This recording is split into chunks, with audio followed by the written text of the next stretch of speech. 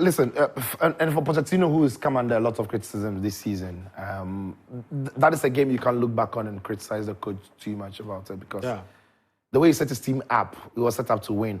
The players just didn't apply themselves well enough.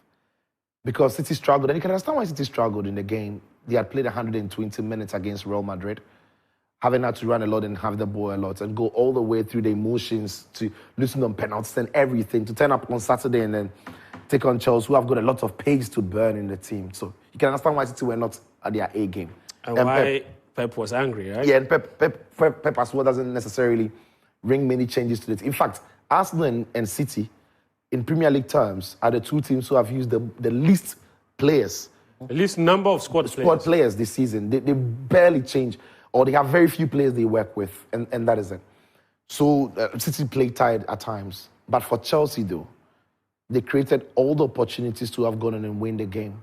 But who is surprised anyway? Anybody who is surprised that Chelsea didn't take their chances is only being a hypocrite or only woke up on Friday night, hasn't seen Chelsea all season, and decided to watch Chelsea for the first time in the FA Cup semis. Because if you've seen Chelsea play this season, that is the hallmark of Chelsea. It absolutely is. And the highlights we saw there didn't do justice to the chances Chelsea missed. It wasn't only about the chances or the shots they took that were poor. It was also about the scenarios that were so glaring that they could create massive chances from, that they didn't apply the right decisions to it. Correa had one, Caicedo had one, Enzo had a couple. You know, it was all over the place for Chelsea, and that has been Chelsea this season. I tell you what, how Chelsea had better goal scorers, better attackers this season. They are very much maybe in the conversation for top four, competing as well with the teams right up there. But they've not had it.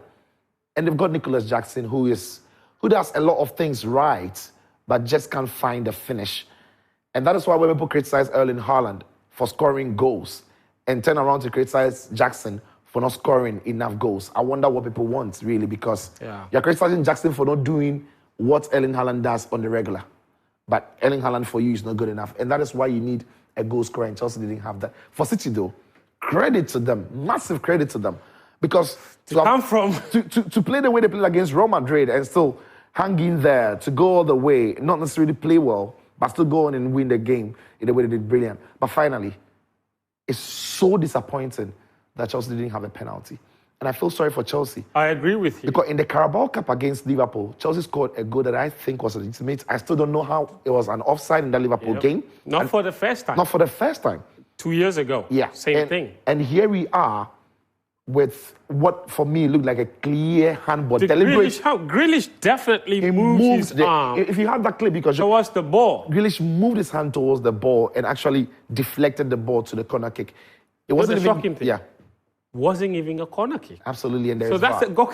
So that's why Nottingham Forest are ranting. Maybe Chelsea could go on a rant. Anyway.